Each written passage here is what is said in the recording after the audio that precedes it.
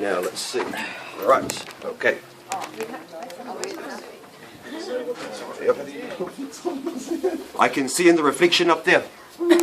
Hey, on to it. So, can I just get everyone to yell out their radio station? Let's go crazy.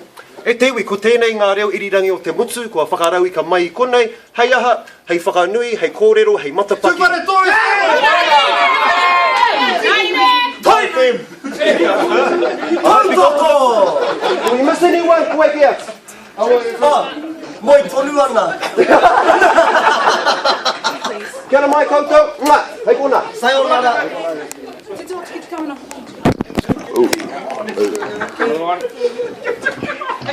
I think that brings a wonderful end to what quite possibly the best presentation.